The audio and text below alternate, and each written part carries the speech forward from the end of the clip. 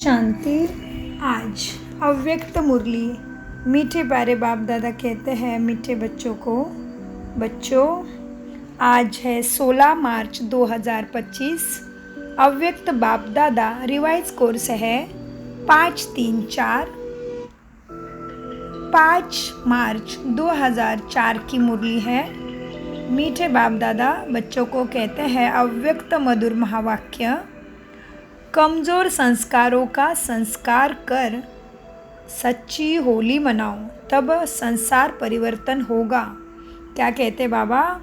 कमज़ोर संस्कारों का संस्कार, अंतिम संस्कार, माना तमोगुनी संस्कारों को ख़त्म करना है, जिससे मेरा 1% पुण्य जमा नहीं होता और मैं मानव से देवता कभी नहीं बनता, मानव से मानव ही हो रह जाता या उससे ही और भी तमो प्रदान हो जाता अगर मैं कमज़ोर संस्कारों के अनुसार ही कर्म करता रहूँगा तो। इसलिए मुरली का महावाक्य कितना सुंदर है। बाबा कहते कमज़ोर संस्कारों का संस्कार कर सच्ची होली मनाओ, तब संसार परिवर्तन होगा। बाबा ने क्यों कहा संस्कार करो? क्योंकि जैसे अंतिम संस्कार होते हैं ना, कोई मरता है तो कहते हैं उसका अंतिम संस्कार कर क्या है। अंतिम संस्कार माना शरीर को जलाने को अंतिम संस्कार कहते हैं। और होली में भी क्या करते हैं, 3 प्रकार से होली मनाई जाती। एक तो पहले जलाते हैं, फिर रंग लगाते हैं, फिर मिठाई खाते हैं, है ना। तो पहले पुराने संस्कार जलाना है, परमात्मा संग का, गुणों का, शक्तियों का रंग लगाना है, और फिर भाग्य के सुख, इस बाबा के छत्र छाया का भी सुख, बाबा भगवान के साथ का सुख, और फिर सुखी दुनिया की मिठाई, पद्मा पदम भाग्यशाली बनने की मिठाई ऑटोमेटिकली हमें मिल जाती है। तो पहले क्या करो, होली हो जाओ, माना परमात्मा के हो जाओ, उसको समझो, इसको पहचानो, तभी होली माना पवित्र भी, स्वच्छ सुंदर मन बुद्धि संस्कार। और बाबा क्या है? बाबा तो है होलीएस्ट, हाईएस्ट अथॉरिटी। तो बाबा पवित्रता का सागर है। और हम बच्चों को बाबा अपना स्वमान याद दिलाते हैं, स्वधर्म याद दिलाते। बच्चे तुम हो मास्टर पवित्र, मास्टर पवित्रता के सागर हो। बाबा कहते हैं मैं महादेव हो तो तुम देवी देवता हो। तो महादेव एक है और देवी देवता 33 कोटि बोलते हैं ना।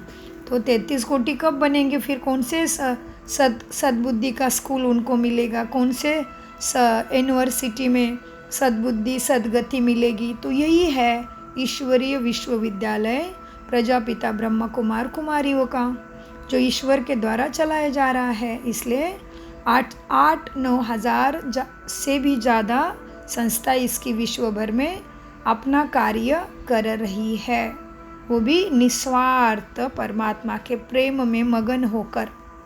जो परमात्मा आँखों से ना दिखते हैं ना दिखाई देंगे, उनका केवल अनुभव हो सकता है।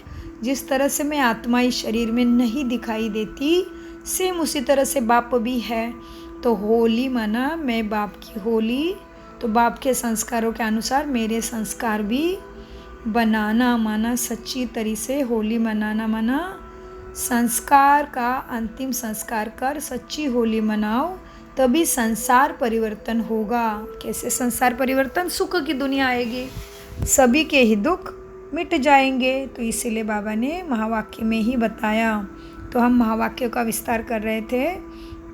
तो क्या है आज की मुरली का महावाक्य? कमज़ोर संस्कारों का संस्कार कर सच्ची होली मनाओ, तभी संसार परिवर्तन होगा। बाबा कहते चारों ओर के राज दुलारे बच्चों को बाबा देखते हैं, ये परमात्मा राज्य दुलारे आप कोटों में कोई श्रेष्ठ आत्माओं को ही प्राप्त होता है परमात्मा का दुलार। और फिर बाबा हमें 3 तख्त का याद दिलाते हैं। बाबा कहते कौन से तख्त हैं? तुम शरीर में आत्मा हो, है ना, तभी तो जीवन है। आत्मा भी ज़रूरी है, शरीर भी ज़रूरी है, लेकिन शरीर क्या है? 5 तत्वों का विनाशी पुतला है। और आत्मा तो अजर अमर अविनाशी अपने संस्कारों को ले जाती है।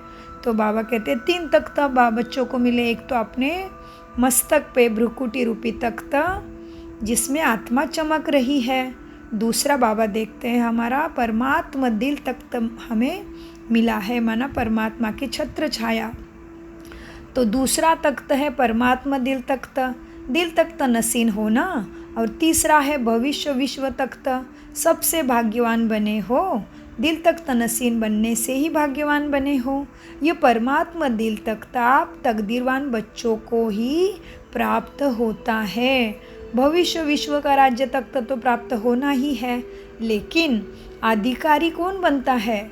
जो इस समय स्वराज्य अधिकारी बनता है। स्वराज्य माना स्वयं के सत्यत्व को पहचानना। पहले मैं जो आपने को चेहरे को देखता हूँ तो ये शरीर ही दिखता है, लेकिन मैं इसके अंदर आत्मा राजा हूँ। मेरे उपस्थिति के कारण ये शरीर चलता है। तो मेरे संस्कार क्या है? सतगुण है मेरे संस्कार, जिसका बाबा सद्गुणों का सागर है। तो ये मुख्य गुण है। इसमें क्या आता है? मैं शांत स्वरूप आत्मा, प्रेम स्वरूप पवित्र हूँ, ज्ञान स्वरूप सत्य, सुख स्वरूप और शक्ति स्वरूप हूँ। तो ये सारे, और आनंद स्वरूप हूँ, ये हमारे सद्गुण है ना। तो इसके अनुसार हमारा संस्कार बनना, व्यवहार कर्म कर्तव्य होना, माना हम बन गए स्वराज्याधिकारी। तो बाबा कहते हैं जो इस समय स्वराज्याधिकारी बनता है, स्वराज्य नहीं तो विश्व का राज्य का भाग्य भी नहीं, क्योंकि इस समय के स्वराज्याधिकारी द्वारा ही विश्व राज्य प्राप्त होता है।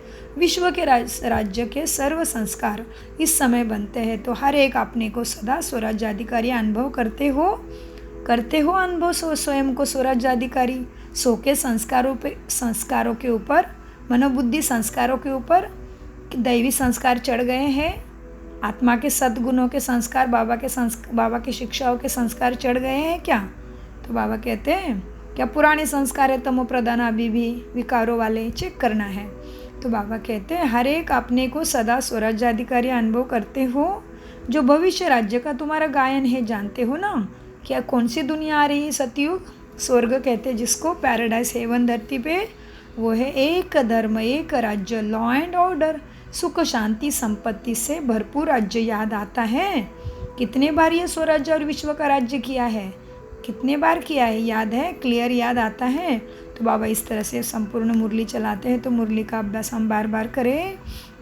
फिर बाबा कहते हैं चारों ओर के सर्व 3 तख्त नसीन विशेष आत्माओं को सदा स्वराज्याधिकारी, विशेष आत्माओं को सदा रहमदिल बन आत्माओं को सुख शांति की अंजलि देने वाले, महादानी आत्माओं को सदा दृढ़ता और सफलता का अनुभव करने वाले, बाप समान आत्माओं को बाप दादा का याद प्यार और नमस्ते। हम मीठे बच्चों का भी बाबा ने जितनी विशेषता गाई, उसी के योग्य बच्चों का भी बाप दादा को याद प्यार, गुड मॉर्निंग प्यारे बाबा, नमस्ते नमस्ते। वरदान, संकल्प और बोल के विस्तार को सार में लाने वाले अंतर्मुख भव। विस्तार वरदान का, व्यर्थ संकल्प के विस्तार को समेट कर सार रूप में स्थित होना तथा मुख की आवाज़ के व्यर्थ को समेट कर समर्थ अर्थात सार रूप में लाना, यही है अंतर्मुखता। ऐसे अंतर्मुखी बच्चे ही साइलेंस की शक्ति द्वारा भटकती हुई आत्माओं को सही ठिकाना दिखा सकते हैं। इस साइलेंस की शक्ति अनेक रूहानी संगत दिखाती है। साइलेंस की शक्ति से हर आत्मा के मन का आवाज़ इतना समीप सुनाई देता है जैसे कोई सम्मुख बोल रहा है। देखा बाबा ने कितनी बताई साइलेंस की शक्ति की प्राप्ति, और साइलेंस की शक्ति है तो हमें कितना अच्छे अनुभव होंगे, सबके वाइब्रेशंस भी पता चलेंगे और आत्माओं के मन का आवाज़ भी समीप सुनाई देता है। तो बाबा कहते हैं साइलेंस की शक्ति अनेक रंगीन, अनेक रूहानी रंगत दिखाती है।